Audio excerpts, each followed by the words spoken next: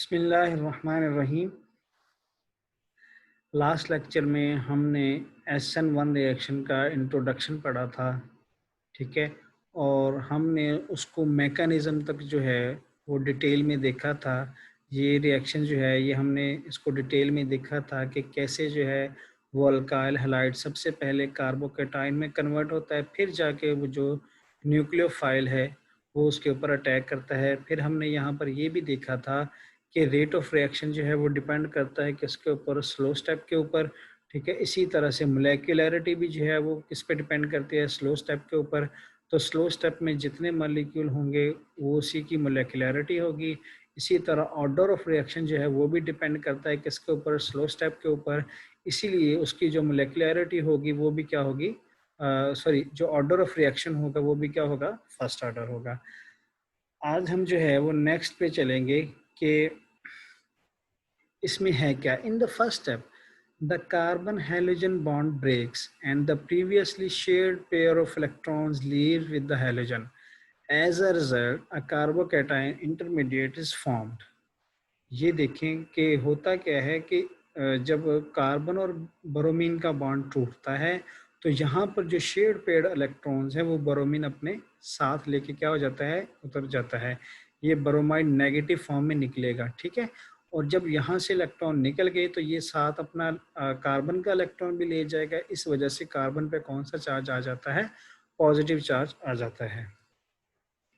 In the second step, the nucleophile reacts rapidly with the carbocation and electrophile to form a protonated alcohol.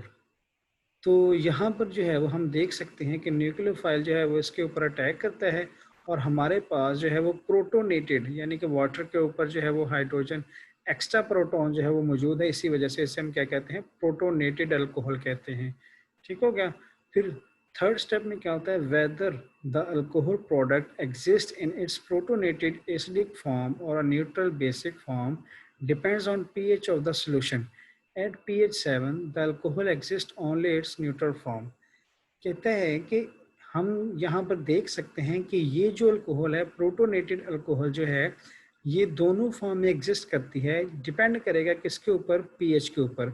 अगर pH जो है वो lower है, यानी कि हमारा जो इस मीडिया है या सॉल्वेंट है या रिएक्शन मिक्सचर जो है वो एसिडिक इन नेचर है, तो एसिडिक इन नेचर होने की वजह से ये किस फॉर्म में एग्जिस्ट करेगी, ये किस फॉर्म में एग्जिस्ट करेगी, प्रोटोनेटेड फॉर्म में, ठीक है। और अगर हमारे पास ऐसा नहीं है, हम क्या करते हैं, न्यूट्रल मीडिया के अंदर रिएक्शन परफॉर्म करवाते हैं, तो फिर ये जो है ये प्रेफर करेगी, अपने आप को न्यूट्रलाइज करेगी। तो इस तरह से ये क्या हो जाता है, neutralise. Because the rate of an SN reaction depends only on the concentration of the alkyl halide, the first step must be the slow rate determining step। तो पहला स्टेप जो है जिसमें अल्काइल हैलाइड जो है वो आयनाइज होता है, ठीक है, वही हमारा क्या होता है, रेट डिटरमाइनिंग स्टेप। क्योंकि स्लो स्टेप जो है वही रेट डिटरमाइनिंग स्टेप होता है। The nucleophile is not involved in the rate determining step, so its concentration has no effect on the rate of reaction। तो इसी वजह से क्या होता है कि रेट ऑफ रिएक्शन पे इसका कोई असर नहीं पड़ता। इसकी कंसंट्रेशन इंक्रीज कर दें या डिक्रीज कर दें तो रेट ऑफ रिएक्शन पे इसका कोई असर नहीं पड़ता, ठीक है। क्यों? क्योंकि हमने अभी बात की है कि रेट ऑफ रिएक्शन जो है या रेट डिटरमाइनिंग स्टेप जो होता है वो कौन सा होता है, स्लो स्टेप। तो इसमें आप देख सकते हो कि न्यूक्लियोफाइल यहाँ पर मौजूद नहीं है, तो कौन सा मॉलिक्यूल मौजूद है, अल्काइल हैलाइड। इसीलिए रेट ऑफ रिएक्शन जो है वो डिपेंड करेगा किसके ऊपर, कंसंट्रेशन ऑफ अल्काइल हैलाइड के ऊपर। इसीलिए हम कहते हैं कि न्यूक्लियोफाइल की कंसंट्रेशन का इस पर कोई इफेक्ट नहीं होता। ये हमारे पास है जी ग्राफ, इसको हम डिटेल में देख सकते हैं। ये देखिए जी, हमारे पास है जी progress of the reaction and free energy. तो ये हमारे पास है जी अल्काइल हैलाइड है और साथ में हमने क्या ले लिया है जी, वाटर ले लिया है। अब होता क्या है कि जो स्लो स्टेप है उसकी एनर्जी क्या होती है, बहुत ज़्यादा हो जाती है। ज़्यादा होने की वजह क्या होती है कि चूंकि उसमें हमारे पास जो स्टेप होता है वो कौन सा होता है, स्लो स्टेप होता है। और अल्काइल हैलाइड की क्या हो रही होती है, आयनाइजेशन होती है, ठीक है। तो इसी वजह से इस स्टेप को क्या कहते हैं, रेट डिटरमाइनिंग स्टेप होता है। ठीक है। जब ये कार्बोकेटाइन में कन्वर्ट हो चुका होता है तो जल्दी से क्या करता है, फिर न्यूक्लियोफाइल जो है, यानी कि जो हमारा सॉल्वेंट है जो ऐसे न्यूक्लियोफाइल के तौर पे एक्ट करता है, वो उसके ऊपर क्या कर देता है, अटैक कर देता है। और वेरी स्पीडीली एनर्जी कम होती जा रही है और रिएक्शन जो है वो क्या हो रहा जाता जा रहा है, वेरी स्पीडीली जो है वो क्या हो रहा है, मूव हो रहा है। ठीक हो गया। फिर उसके बाद ये प्रोटोनेटेड अल्कोहल में कन्वर्ट होगा। प्रोटोनेटेड अल्कोहल जो है, अगर हमारे पास जो है वो न्यूट्रल मीडिया है तो वो फाइनली किस फॉर्म में एग्जिस्ट करेगी, न्यूट्रल फॉर्म में। अगर हमारे पास एसिडिक मीडिया है तो वो फिर क्या है कि इसी फॉर्म में क्या रहेगी, एग्जिस्ट करेगी। ठीक है। दोबारा से इसको देखिएगा कि रेट ऑफ रिएक्शन जो है वो कौन सा है, रेट डिटरमाइनिंग स्टेप कौन सा होता है, स्लो स्टेप। स्लो स्टेप में क्या होता है कि अल्काइल हैलाइड की क्या होती है, आयनाइजेशन होती है। जब अल्काइल हैलाइड की आयनाइजेशन हो रही होती है, चूंकि ये स्लो स्टेप है इसी वजह से इसकी एनर्जी क्या होती है, मैक्सिमम होती है। ठीक है। तो मैक्सिमम एनर्जी क्यों होती है, क्योंकि अल्काइल हैलाइड की आयनाइजेशन जो है वो वेरी स्लो होती है।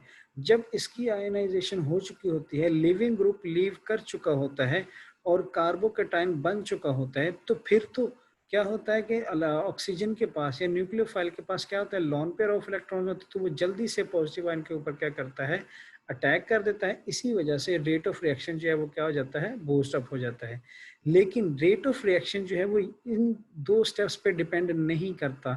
वो किस पे डिपेंड करता है, वो स्लो स्टेप पे डिपेंड करता है। अगर इसको बढ़ा दिया जाए, रेट डिटरमाइन स्टेप को फास्ट कर दिया जाए, तो हमारा रेट ऑफ रिएक्शन भी क्या हो जाएगा, फास्ट हो जाएगा। ठीक है।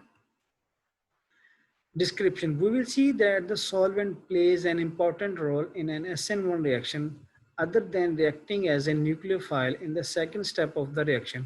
अब हम यहाँ पर देख सकते हैं एक और फैक्टर जो है वो ये है कि जब अल्कोहल बन चुकी होती है, प्रोटोनेटेड अल्कोहल बन चुकी होती है, तो यहाँ से उसकी डीप्रोटोनेशन के लिए क्या होता है कि सॉल्वेंट का मॉलिक्यूल ही आता है और उसकी क्या करवाता है, डीप्रोटोनेशन करवाता है। इसी वजह से हमारा जो सॉल्वेंट होता है वो इस रिएक्शन में बहुत इंपॉर्टेंट रोल जो है वो प्ले करता है। The ion dipole interactions between the charge species in the solution and the solvent provide the energy necessary for the dissociation of carbon halogen bond. हाँ जी, यहाँ पर जो बात है वो ये कहता है कि कार्बन और हैलोजन का बॉन्ड ब्रेकअप क्यों होता है, तो वो इस वजह से होता है कि यहाँ पर जो हम वाटर मॉलिक्यूल लेते हैं, चूंकि वो पोलर होता है, तो ये और उसके दरमियान क्या होती है, इंटरेक्शन डेवलप होती है। तो इसी वजह से ब्रोमीन जो है वो क्या करता है, अपना बॉन्ड यहाँ से ब्रेकअप करवा लेता है। ठीक है। How the mechanism accounts for the experimental evidence. First, because the alkyl halide is the only species that participates in the rate determining step, the mechanism agrees with the observation that the rate of the reaction depends only on the concentration of the alkyl halide. Experimental evidences जो है वो हमारे mechanism को किस तरह support करते हैं, तो हमने एक्सपेरिमेंटल एविडेंस में देखा था कि रेट लॉ जो है वो डिपेंड कर रहा है किसके ऊपर, अल्काइल हैलाइड के ऊपर। ठीक है। तो जब हमने मैकेनिज्म जो है वो देखा तो उसमें भी जो स्लो स्टेप में रिएक्टिंग स्पीशी मौजूद थी या रिएक्टेंट जो था वो मौजूद था, वो कौन सा था, अल्काइल हैलाइड था। इसी वजह से जो हमारे एक्सपेरिमेंटल एविडेंसेस हैं वो सपोर्ट कर रहे हैं किसको, हमारे मैकेनिज्म को। It does not depend on the concentration of the nucleophile, और ये न्यूक्लियोफाइल की कंसंट्रेशन पे बिल्कुल भी डिपेंड नहीं करता। Second, the mechanism shows that the carbocation is formed in the rate determining step. Mechanism ये शो करता है कि कार्बोकेटाइन फॉर्मेशन होती है किसके अंदर, स्लो स्टेप के अंदर, यानी कि रेट डिटरमाइनिंग स्टेप के अंदर। ठीक है। तो जब रेट डिटरमाइनिंग स्टेप के अंदर जो है वो पार्टिसिपेट कर रहा है, तो इसी वजह से रेट ऑफ रिएक्शन फिर किस पे डिपेंड करेगा, फॉर्मेशन ऑफ कार्बोकेटाइन के ऊपर, यानी कि टर्शियरी अल्काइल हैलाइड के ऊपर। This explains why tertiary alkyl halides undergo SN1 reaction but primary and secondary alkyl halides do not. तो ये वो चीज़ है कि जिसमें वजाहत होती है कि प्राइमरी और सेकेंडरी अल्काइल हैलाइड जो हैं वो क्या होते हैं, उसमें पार्टिसिपेट नहीं करते किसमें, SN1 रिएक्शन में। क्यों? क्योंकि इसमें पहली बात तो जो हमने की है कि वो बैक साइड से अटैक जो है वो पॉसिबल नहीं रहता। जब बैक साइड से अटैक पॉसिबल नहीं रहता तो फ्रंट साइड से वो आ नहीं सकता। इसी वजह से टर्शरी अल्काइल हैलाइड जो है वो पहले कन्वर्ट होता है किसके अंदर, टर्शरी कार्बोकेटाइंस के अंदर, फिर जो है वो न्यूक्लियोफाइल जो है वो उसके ऊपर अटैक करता है। लेकिन प्राइमरी और सेकेंडरी अल्काइल हैलाइड में क्या होता है कि हमारे पास वो उसका जो बैक साइड होती है वो स्टेरिकली हिंडर्ड नहीं होती, तो न्यूक्लियोफाइल के लिए आसान होता है कि वो उसके ऊपर क्या कर सके, अटैक कर सके। Tertiary carbocations are more stable than primary and secondary carbocations. दूसरी वजह ये है कि टर्शरी कार्बोकेटाइंस जो होते हैं वो मोर स्टेबल होते हैं किससे, प्राइमरी और सेकेंडरी कार्बोकेटाइन से, therefore are the most easily form. तो इसी वजह से ये क्या होता है कि टर्शरी कार्बोकेटाइन जो है वो आसानी से बन जाता है। प्राइमरी अल्काइल हैलाइड और प्राइमरी कार्बोकेटाइन और सेकेंडरी कार्बोकेटाइन उनके लिए बनना मुश्किल होता है, वो स्टेबल ही नहीं होते। तो जब प्रोडक्ट स्टेबल नहीं होगी तो रिएक्शन भी जो है वो मूव आगे नहीं करेगा। We will see that the allylic and benzylic halides undergo SN1 reactions because they too form relatively stable carbocations. Third, the positively charged carbon of the carbocations intermediate is sp2 hybridized, which means that the three bonds connected it to are in a same plane.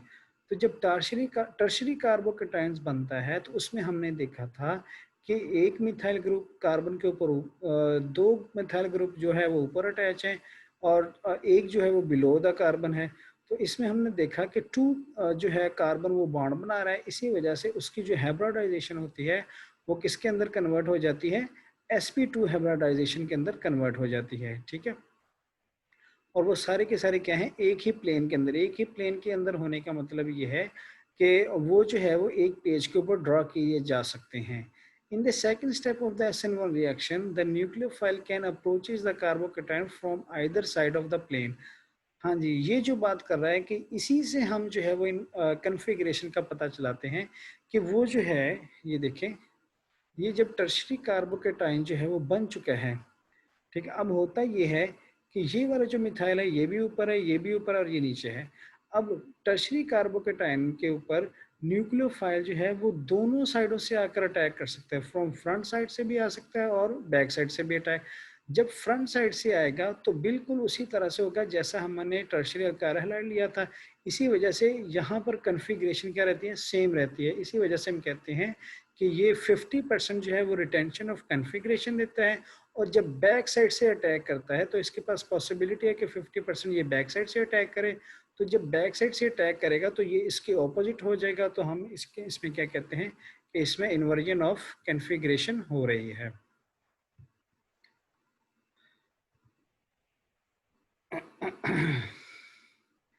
So some of the product has the same configuration as a reacting alkyl halide and some has the inverted configuration. जब front side से attack होगा तो retention of configuration होगी बिल्कुल अपनी reactant की तरह, और जब बैक साइड से अटैक होगा तो वो इन्वर्टेड कन्फिग्रेशन होगी, यानी कि अपने अल्काइल हैलाइड के बिल्कुल ऑपोजिट होगी। ये है जी हमारे पास अल्काइल हैलाइड है, ये टर्शरी अल्काइल हैलाइड है, ये इसको कार्बन से रिप्रेजेंट किया गया है, ये भी कार्बन है, ये भी कार्बन, ये भी कार्बन। ठीक है, अल्काइल हैलाइड है। ये देखें, ये पॉजिटिव आयन में जब कार्बोकेटाइन में चल जाता है, इंटरमीडिएट में चला जाता है, तो दो मिथाइल ग्रुप या दो अल्काइल ग्रुप जो ऊपर साइड के ऊपर वाली साइड पे हो जाते हैं और एक नीचे वाला। अब इसके पास दोनों पॉसिबिलिटी है, फ्रंट साइड से भी आएगा और बैक साइड से भी आएगा। अगर ये फ्रंट साइड से आ गया तो देखें कि जैसे हमने रिएक्टिंग मटेरियल लिया था वैसे की वैसे हमारे पास क्या है, OH ग्रुप जहाँ पर आकर क्या हो रहा है, अटैच हो रहा है। तो यहाँ पर कहते हैं हम कि जैसे रिएक्टेंट की कन्फिग्रेशन है वैसे ही क्या है, प्रोडक्ट की कन्फिग्रेशन है, same configuration as alkyl halide. तो इसे हम कहते हैं कि ये क्या है, 50% रिटेंशन ऑफ कन्फिग्रेशन हो रही है। लेकिन जब बैक साइड से आके अटैक करेगा तो ये देखें, यहाँ पर अल्काइल हैलाइड में हैलोजन जो है फ्रंट साइड पे इस साइड पे मौजूद है, और यहाँ पर जो न्यूक्लियोफाइल अटैच हो रहा है वो बैक साइड पे आकर अटैच हो रहा है। ये देखें, तो inverted configuration relative to the configuration of the alkyl halide. तो आप देख सकते हैं कि यहाँ पर इसकी कन्फिग्रेशन क्या है, और यहाँ पर अगर हम इसको फ्रंट साइड लेते हैं, ठीक है, तो हम देख सकते हैं हैलोजन जो है वो फ्रंट साइड पे अटैक है, लेकिन यहाँ पर OH जो न्यूक्लियोफाइल अटैच है वो बैक साइड पे अटैक है। तो इसी वजह से हम इसे क्या कहते हैं कि यहाँ पर जो इसकी कन्फिग्रेशन हो रही है वो क्या हो रही है, इन्वर्टेड कन्फिग्रेशन हो रही है। ठीक है, as compared to the alkyl halide. Description. Now we can understand why an SN1 reaction of a tertiary alkyl halide in which the leaving group is attached to an asymmetric center forms two stereoisomer. अब हम यहाँ पर समझ सकते हैं कि to stereoisomers क्यों बनते हैं। तो क्यों बनते हैं, इसी वजह से बनते हैं कि जब कार्बोकेटाइन बनता है तो न्यूक्लियोफाइल के पास पॉसिबिलिटी होती है कि वो फ्रंट साइड से भी आकर अटैक कर सकता है और बैक साइड से भी आकर अटैक कर सकता है। Second point, addition of the nucleophile to one side of the planar carbocation intermediate forms one stereoisomer, कि अगर न्यूक्लियोफाइल जो है वो एक साइड से आता है तो वो एक आइसोमर बनाएगा, अगर दूसरी साइड से अदर साइड से आता है, ऑपोजिट साइड से आता है तो वो क्या करेगा, दूसरी प्रोडक्ट जो है वो बनाएगा या दूसरा स्टीरियो आइसोमर्स क्या करेगा, बनाएगा। Thus the product is a pair of enantiomers. तो इनांशोमर्स क्या होते हैं, ये इमेज होते हैं, मिरर इमेज होते हैं एक दूसरे का। इनांशोमर्स क्या होते हैं, those isomers having those are mirror images which are superimposable, which are not superimposable. These isomers are called enantiomers. यानी कि वो आइसोमर्स जो कि एक दूसरे के मिरर इमेज तो हों लेकिन सुपर इम्पोजिबल ना हो। सुपर इम्पोजिबल का मतलब ये होता है कि वो एक दूसरे के ऊपर फिट ना आते हों, ठीक है। तो इसे हम क्या कहते हैं, एनांटियोमर्स कहते हैं। ये देखें, एज ए एसिमेट्रिक सेंटर है, यहाँ पर देख सकते हैं आप, एसिमेट्रिक सेंटर है तो ब्रोमीन यहाँ पर अटैच है और प्रोडक्ट विद इन्वर्टेड कन्फिग्रेशन, यहाँ पर देखिए कि आप उसकी कन्फिग्रेशन जो है वो क्या हो रही है, इन्वर्टेड हो रही है, ठीक है। और इस केस में अगर आप देखें तो यहाँ पर जो उसकी कन्फिग्रेशन है वो क्या है, रिटेंशन है। तो ये दोनों क्या है, ये दोनों एक दूसरे के क्या हैं, हम कह सकते हैं कि अगर हम इसको जो है वो फ्रंट साइड पे लगा दें, इसको बैक साइड पे लगा दें, OH ग्रुप को यहाँ पर, तो ये एक दूसरे के क्या होंगे, मिरर इमेजेस होंगे और ये एक दूसरे के ऊपर सुपर इम्पोजिबल नहीं हो सकते। If the leaving group in an SN1 reaction is attached to an asymmetric center, a pair of enantiomers will be as a product. तो हमारे पास क्या बनता है, पेयर बनता है। और ऐसे मिक्सचर को जिसमें दोनों आइसोमर्स बने, एल भी बने और आर भी बने, ऐसे मिक्सचर को क्या कहते हैं, रेसिमिक मिक्सचर कहते हैं।